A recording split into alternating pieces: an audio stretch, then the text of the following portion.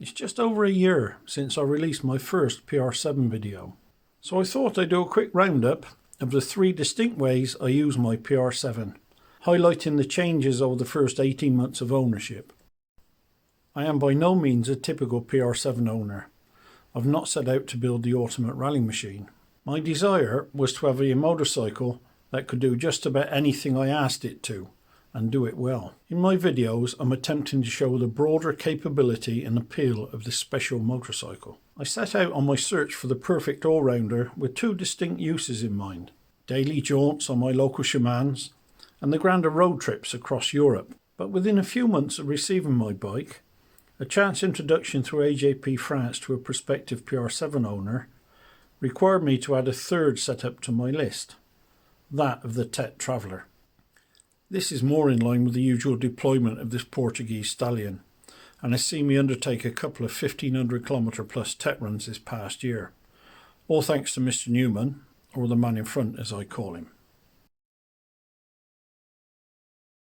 Although I have many opportunities to ride on the Shimans around my home, and the Tet France passes within a kilometre, I often travel 50 kilometres or so to reach different riding areas.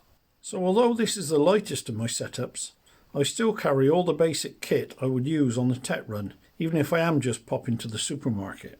Changes to my initial setup include swapping out the Lomo medium panniers for the Lomo crash bar bags, with one of the medium panniers moving to the rear to reduce weight over the front forks.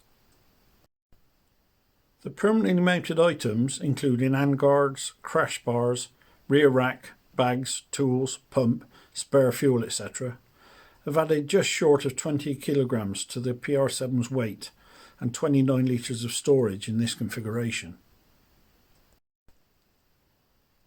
The middleweight newcomer for short to medium Tet runs is my most recent development.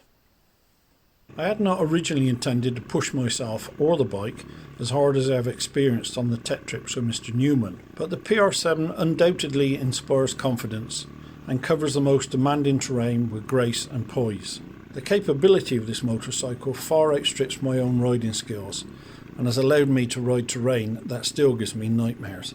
However, the PR7 just makes you want to go back for more, so developing a lower weight pack was a must. Since making the Tet pack for short trips video back in July 2022, I've changed the camping items. So now the Givi GRT 709 Tet pack adds 40 litres and just under 7.5 kg to the local ride setup when I need it. This brings us to the everything but the kitchen sink max capacity configuration seen in my first YouTube video. Since making that video, I've managed to reduce the size of my sleeping bag, tent, clothes bag, tool bag and crash bar bags, although overall capacity is only reduced by 3 litres, now standing at 96 litres of bag space. In this setup, the contents of the local ride medium pannier get swapped out for the GRT 709, with additional clothing and food filling up the remaining available space, which adds 5 kilograms more.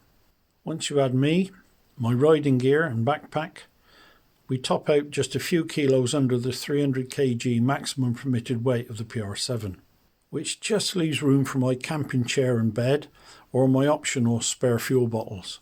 In the past 18 months I've covered tarmac miles up against the clock, Tet miles pushing my riding ability, and I have pottered through my local Shimans at my leisure. I have ridden some 8 to 10 hour days on the road in Spain, France and the UK, some all tarmac, some combined tarmac and Tet. I have found the PR7 to be comfortable, reliable and entertaining. I trust it to put a smile on my face in any configuration and in any situation. Thank you for watching. I hope the rides out on your bike are as entertaining and enjoyable as mine on the PR7.